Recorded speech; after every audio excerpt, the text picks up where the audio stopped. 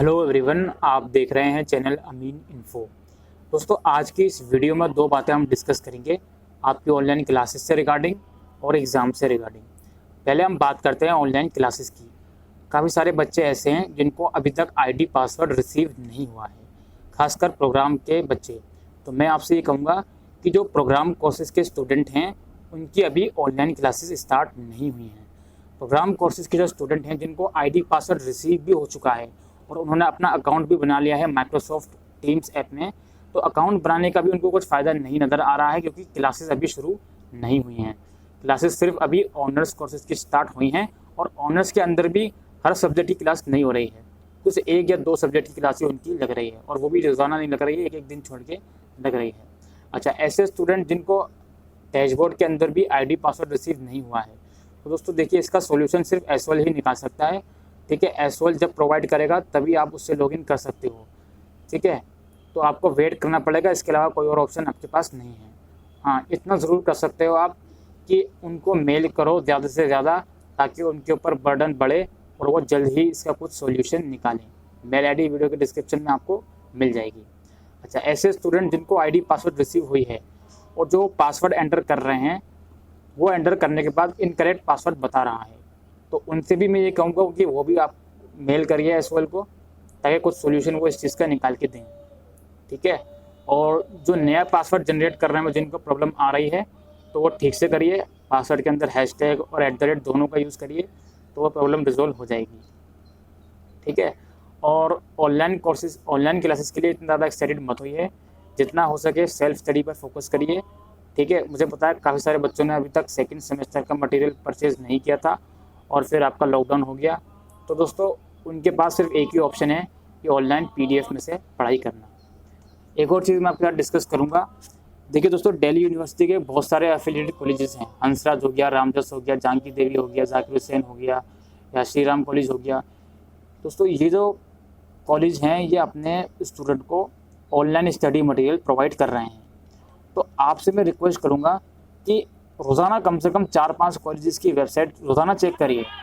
उन वेबसाइट पर जाकर देखिए कि आपका जो कोर्स है, जो आपका सब्जेक्ट है, उसके रिगार्डिंग भी वहाँ पर ज़रूर 100% चीज़ें अपलोड हो रही हैं, तो उसकी मदद लीजिए। कुछ तो फ़ायदा उठाइए इस लॉकडाउन का, समझ रहे हैं आप, क्योंकि सिलेबस सेम है, रेगुलर का और एसओएल का फर्स्ट ईयर का सिलेबस अब सेम है। तो आप उन कॉलेजेस की वेबसाइट पर जाकर देखिए, अपना सिलेबस वहाँ से देखिए, कुछ नोट्स भी आपको वहाँ पर मिलेंगे। तो आपको थोड़ा मेहनत करने की ज़रूरत है, अलग अलग कॉलेज की वेबसाइट को सर्च करने की ज़रूरत है, तो ही आप उसका बेनिफिट उठा सकते हो। ठीक है, ऐसा नहीं कि 2-3 कॉलेज की वेबसाइट देखी उसके बाद बैठ गए। आपको रोज़ाना कम से कम 3-4 नए कॉलेज की वेबसाइट देखनी है जो कि DU से एफिलिएटेड हैं, ताकि आपको कुछ नोट्स मिल सकें, एडिशनल नोट्स, उसमें से आप पढ़ाई कर सको। अब हम आते हैं एग्ज़ाम के ऊपर। एग्ज़ाम आखिर कब होंगे, इसको लेकर काफ़ी ज़्यादा डाउट बना हुआ है। देखिए दोस्तों, यूजीसी की गाइडलाइन आएंगी इस वीक में। अब यूजीसी की जो गाइडलाइन होंगी, उस गाइडलाइन के बेसिस के ऊपर ही यूनिवर्सिटी ये डिसाइड करेगी कि हम एग्ज़ाम अपने कब कंडक्ट करवाएं। ठीक है, तो अभी तो लॉकडाउन है 3 मई तक और ये आगे भी बढ़ेगा, तो ऐसा नहीं है कि लॉकडाउन ख़त्म होते ही आपके एग्ज़ाम हो जाएंगे। लॉकडाउन जब ख़त्म होगा उसके बाद डेट शीट बनेगी। ठीक है, तो कम से कम लॉकडाउन ख़त्म होने के कम से कम भी 20 से 25 दिन बाद ही आपका एग्ज़ाम होगा, या 1 महीने भी कम से कम लग सकता है। समझ रहे हो आप? तो जून में भी आपके एग्ज़ाम होना बहुत मुश्किल है। 15 जुलाई के बाद ही आपके एग्ज़ाम हो पाएंगे। ठीक है, और ऑनलाइन क्लासेस, ऑनलाइन एग्ज़ाम का सुना था कि ऑनलाइन एग्ज़ाम हो सकते हैं। देखिए दोस्तों, ऑनलाइन एग्ज़ाम होने की पॉसिबिलिटी ना के बराबर है। आपको पता है कि एसओएल का सिस्टम कैसा है, यहाँ पर क्लासेस तो ठीक से स्टार्ट नहीं हो पाती हैं, तो ऑनलाइन एग्ज़ाम का आप भूल जाइए। और काफ़ी बच्चे ऐसे होते हैं जिनके पास नेटवर्क फैसिलिटीज़ नहीं होती, इंटरनेट फैसिलिटीज़ नहीं होती हैं, तो वो लोग कैसे अवेल कर पाएंगे ऑनलाइन एग्ज़ाम को। तो इस वजह से ऑनलाइन एग्ज़ाम हो पाना बहुत ज़्यादा मुश्किल है।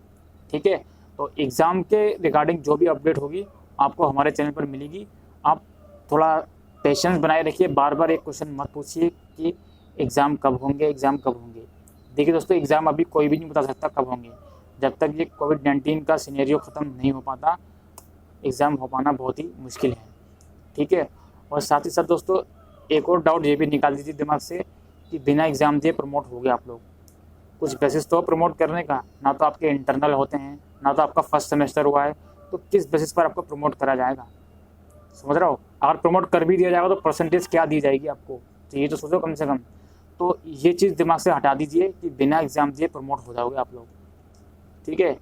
और कम से कम ये सोच के पढ़ाई करिए कि जो मैं पढ़ रहा हूँ उसका बेनिफिट मुझे मिलेगा ज़रूर। ज़रूरी नहीं है कि मैं एग्ज़ाम में अच्छे मार्क्स ला के इसका बेनिफिट लूँ, मैं अपनी समझ के लिए पढ़ रहा हूँ, अपनी नॉलेज के लिए पढ़ रहा हूँ, यही सोच के आप अपनी पढ़ाई करिए, ठीक है।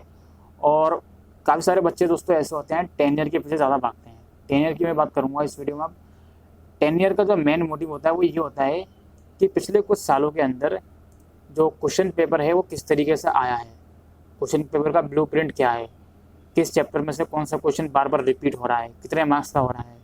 सिर्फ ये मकसद होता है टेनियर का। काफ़ी बच्चे टेनियर को खुदा मान के बैठ जाते हैं, टेनियर में से इस आंसर भी पढ़ते हैं और सिर्फ टेनियर के भरोसे एग्ज़ाम में पेपर अटैम्प्ट करके आते हैं और फिर बोलते हैं कि हमारे एग्ज़ाम में मार्क्स अच्छे नहीं आते।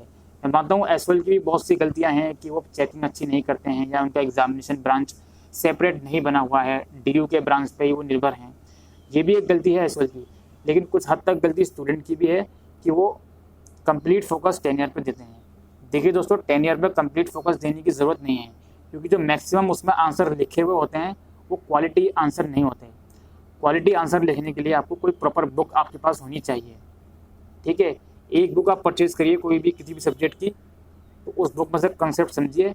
उस बुक में से अगर आप कंसेप्ट समझ लेंगे तो एग्ज़ाम के अंदर अगर क्वेश्चन घुमा के भी आएगा तो भी आप उसका आंसर कम से कम कुछ तो आंसर आप उसका लिख कर आ सकते हैं।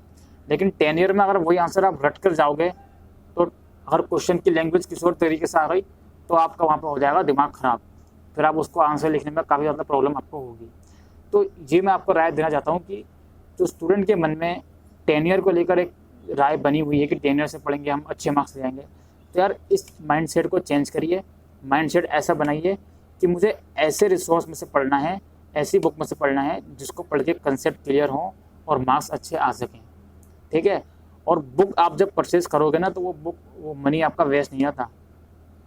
आप एक बार एग्ज़ाम देकर आ गए तो ऐसा नहीं है कि वो बुक वेस्ट हो गई, वो बुक आपके इन फ्यूचर भी काम आएगी जब आप पोस्ट ग्रेजुएशन करोगे, ठीक है। अगर नहीं भी काम आएगी तो यार किसी को दे देना बुक। अगर आप किसी को वो बुक दे दोगे तो जिसको भी वो बुक दोगे तो उसकी दुआ तो कम से कम आपके काम आएगी। इतना तो कर ही सकते हो, बुक तो परचेज़ कर लो कम से कम, अगर अफोर्ड कर सकते हो तो।